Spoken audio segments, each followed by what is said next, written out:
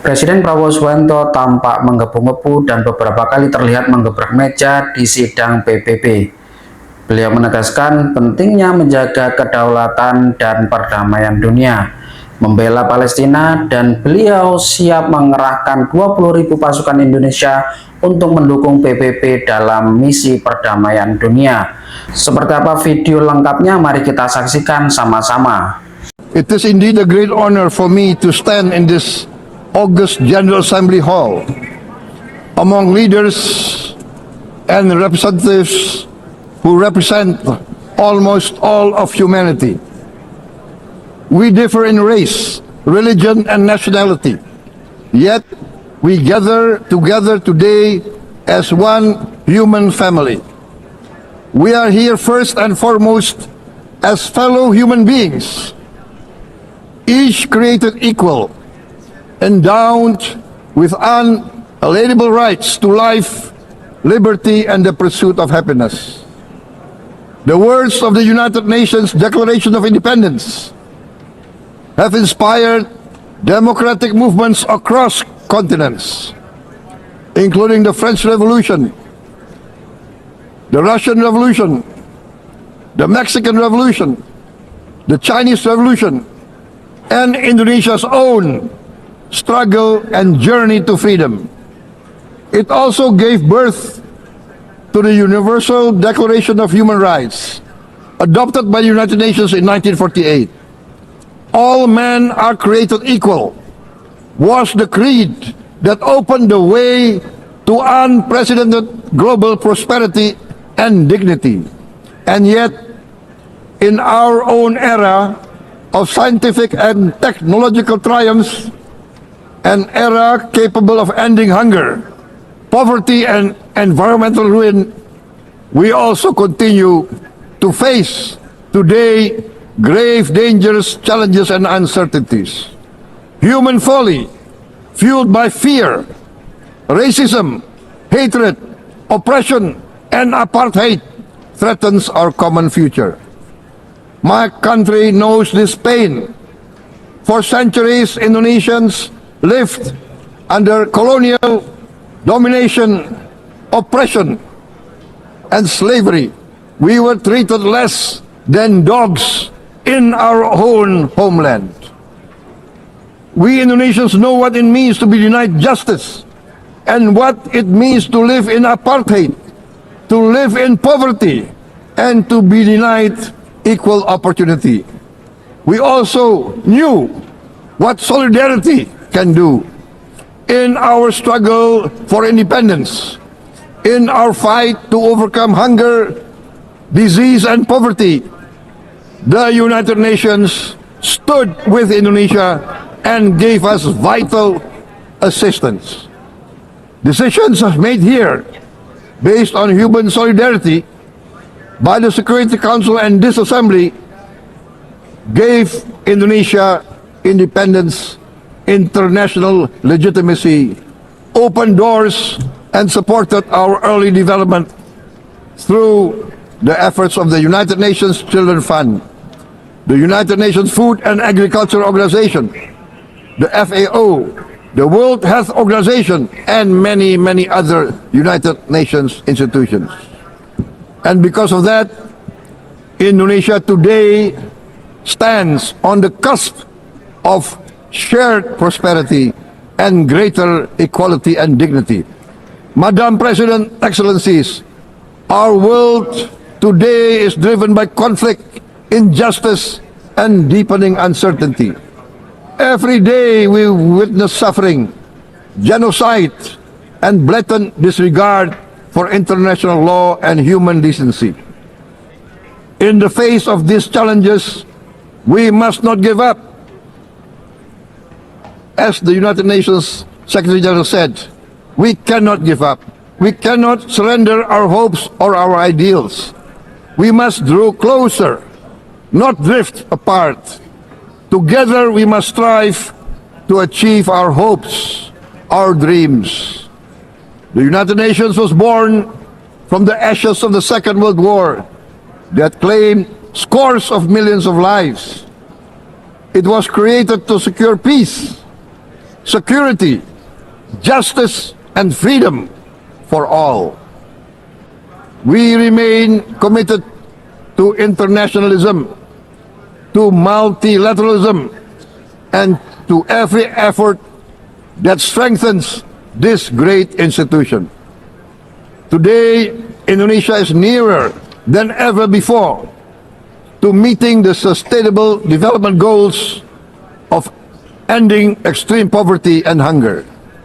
Because years ago, this very chamber chose to listen and uphold social and economic justice. We will never forget. And today, we must never be silent while Palestinians are denied that same justice and legitimacy in this very hall. Excellencies, Thucydides warned, the strong do what they can, the weak suffer what they must. We must reject this doctrine. The United Nations exist to reject this doctrine. We must stand for all, the strong and the weak. Might cannot be right. Right must be right. Indonesia today is one of the largest contributors to United Peacekeeping Forces. We believe in the United Nations. We will continue to serve where peace needs guardians, not with just words, but with boots on the ground. If and when the United Nations Security Council and this great assembly decide Indonesia is prepared to deploy 20,000 or even more of our sons and daughters to help secure peace in Gaza or elsewhere, in Ukraine, in Sudan, in Libya, everywhere when the peace needs to be enforced, peace needs to be guarded, we are ready.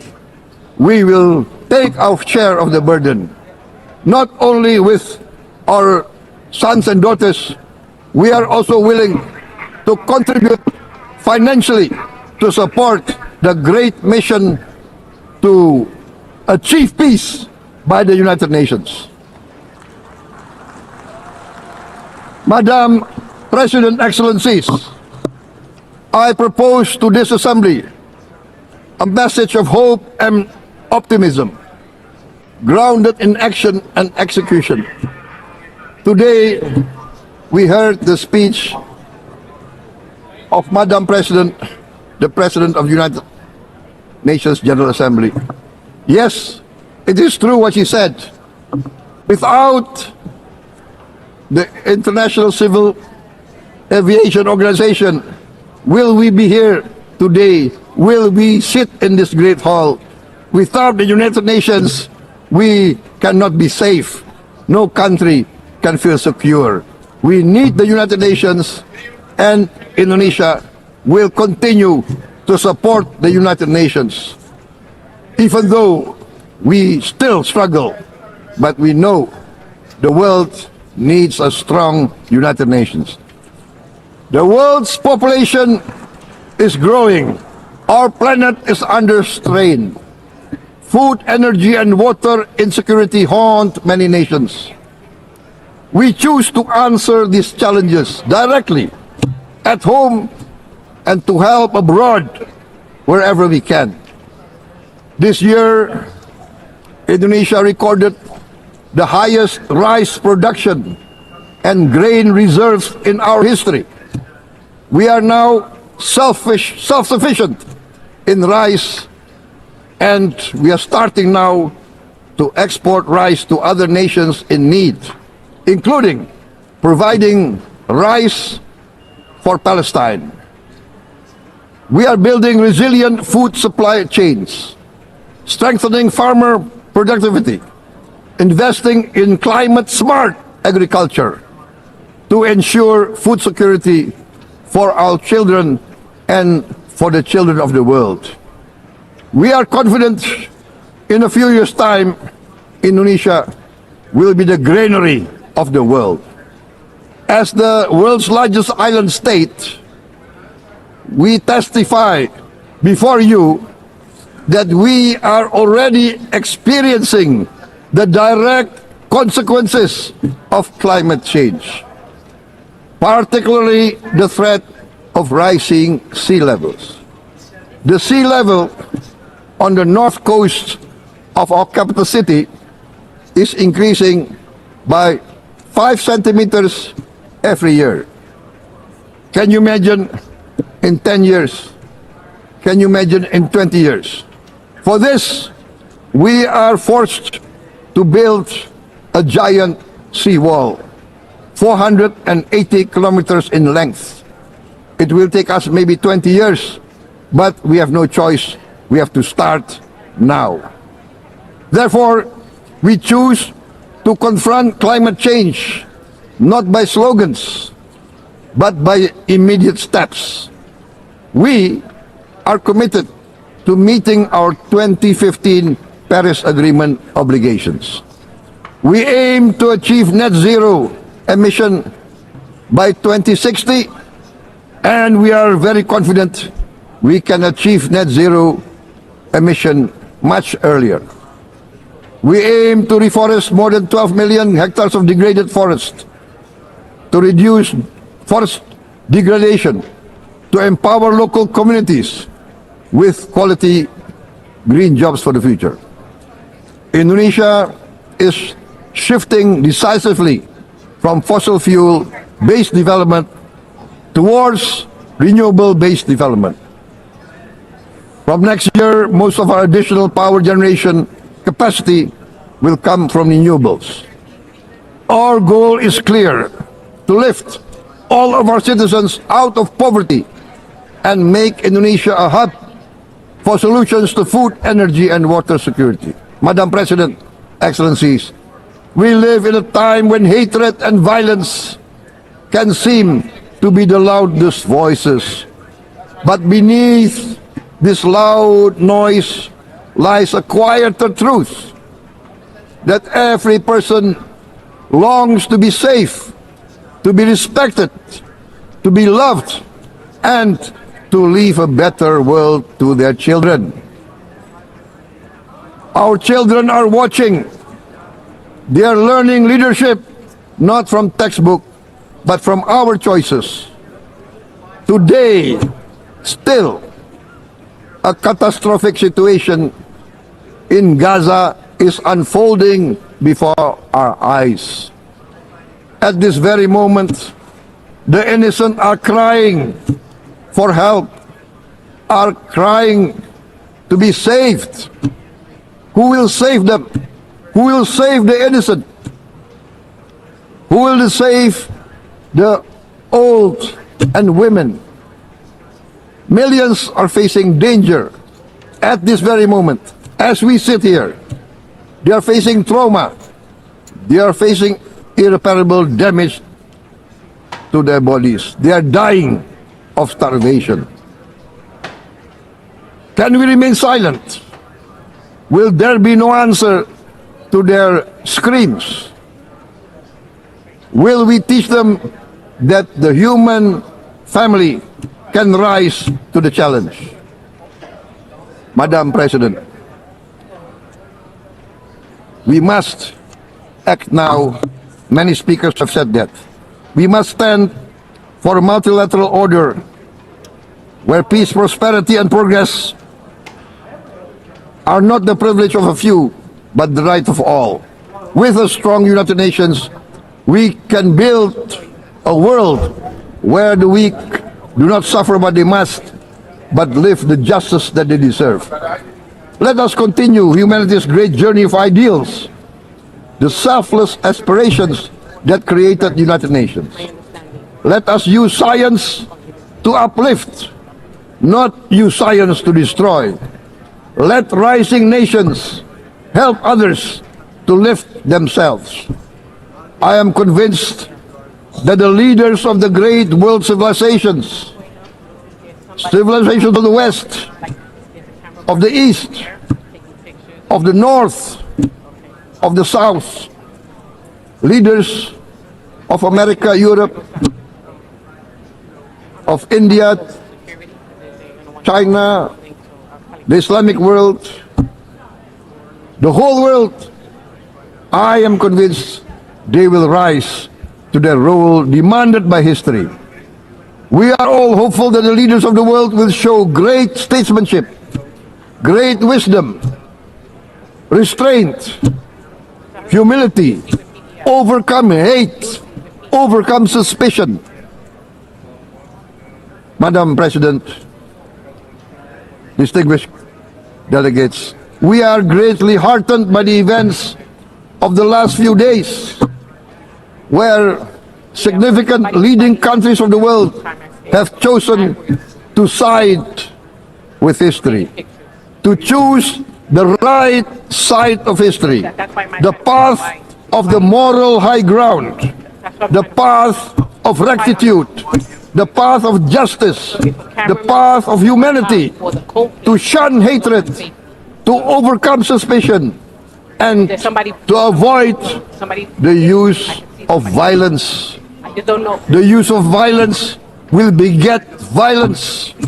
No one country can bully the whole community of the human family.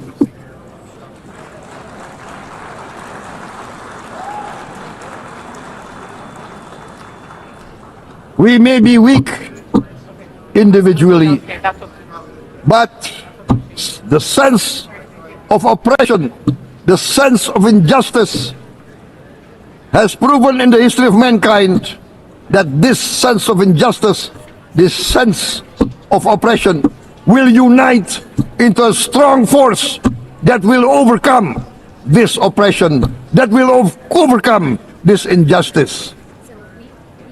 To close, I would like to reiterate again Indonesia's complete support for the two-state solution in Palestine.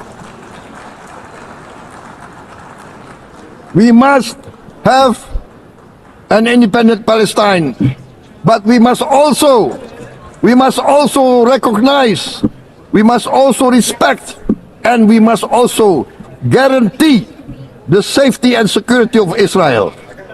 Only then we can have real peace, and no longer hate and no longer suspicion. The only solution is this two-state solution.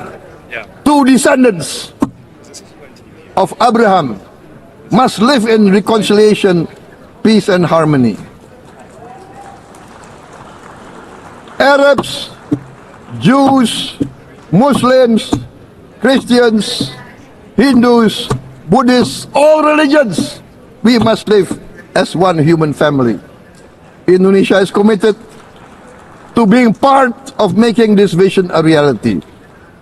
Is this a dream? Maybe, but this is the beautiful dream that we must work together towards. Let us work towards this noble goal.